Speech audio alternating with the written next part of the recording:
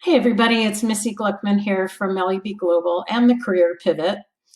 And I just came back from a walk and I was thinking a little bit during my time walking about the curriculum for the Career Pivot and how many people are really not feeling their jobs these days, whether it's being in higher education and on this waiting train to see what happens with COVID, or they're working in a job that has them working from home right now, or and they are waiting to be called back to the office and they really don't feel comfortable going back, or whether they're in a frontline service role and they're just not enjoying it during these stressful days, whatever the situation is.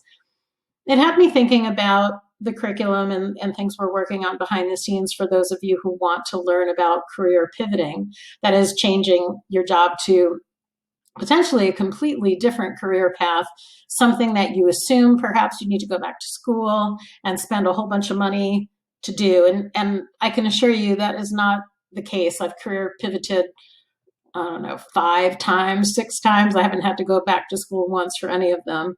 But in my during my walk, I was thinking about how many of you during the new year, so it's just today is or January 4th, and so many of you during the new year think about resolutions and you think about things you want for the upcoming year, and you think about vision boards.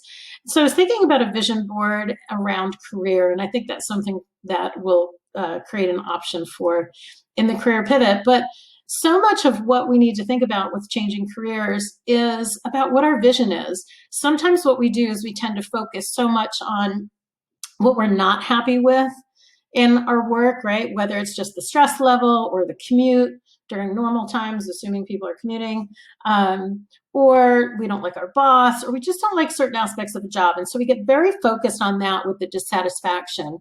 And what I want to suggest to folks is that we think about, in terms of our vision and intention, we want to think about the things that we do want in a new career, a totally different career path, right?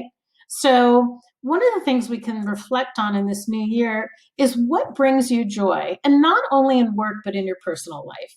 So one of the exercises you may be able to start with, if you're thinking about what 2021 can look like for you as a career pivoter in the making, is what do you love to do outside of work to start with? And so make a list. This is a free-flowing list. It doesn't have to be on the computer. I like doing puzzles, for example. I love being outdoors. One of the challenges I have with the work I've done in the past is being at a computer all day and sitting on my butt. Don't like it. So thinking about the things you like to do. I love to bring people together. I love cooking. I love food. I love learning about the way that food impacts the body. There's so many different things I enjoy doing. So make your list of what you enjoy doing outside of work. And then I want you to make another list. This list can be about what you enjoy about work, right? The things you enjoy about your current job, or the things that you have enjoyed in past jobs, or the things you imagine you would enjoy in a new job. And that can be things like, I like being data oriented. I want to sit down and I want to analyze numbers. That's not me personally, but that might be you. It might be more that you enjoy something like programming, that you love your time on the computer. It could be that you like doing training, whatever it is, write those aspects down also. So you can have one list of personal, sorry, that's my hairband, which is up and down all day, and I'm fiddling around with it. This is what really goes on behind the scenes here, folks. And so one list is the personal and one list is the professional. You may have some things that overlap, or they may seem, vastly different.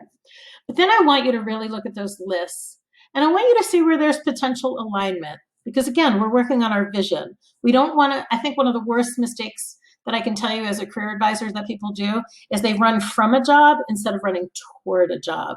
And we really want to shift the mentality here to, yes, we want to get away from a job we don't like, but we don't want that to be the sole focus. We want to think carefully, strategically about what we do want to do. So if we think about where there's potential alignment between those two lists, that would be really cool. marrying the things you love to do in your personal life, the things you love to do at work, and seeing how they might reveal themselves. So, for example, if you started to notice the theme of being outdoors, you love hiking, you love being in nature, you love camping, you love things that require being outside, but you also realize, hey, I love training and I love professional development at work. Even if I'm not doing the training, I love being in those kind of sessions where I'm learning and I'm peeling back layers about myself, right? Well, then there's some potential alignment there, right? We have outdoors and we have leadership and training.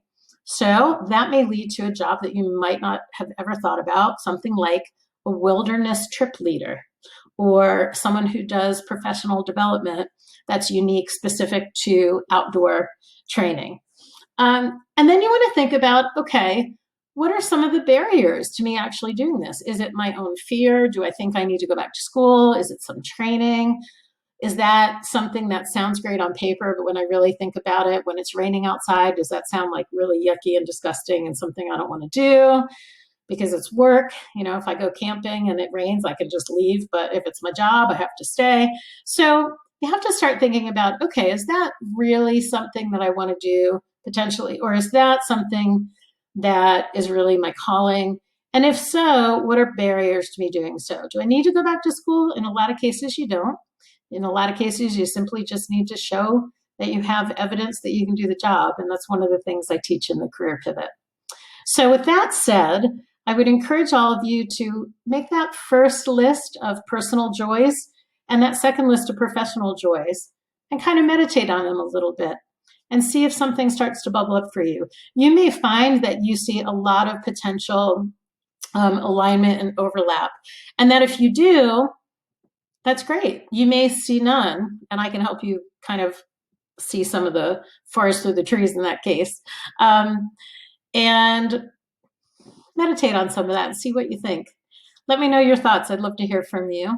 And if you haven't already and you're interested in career pivoting, please go ahead to the link and add your name. You'll get 3 free tips to get you also thinking a little bit more creatively about how to pivot careers.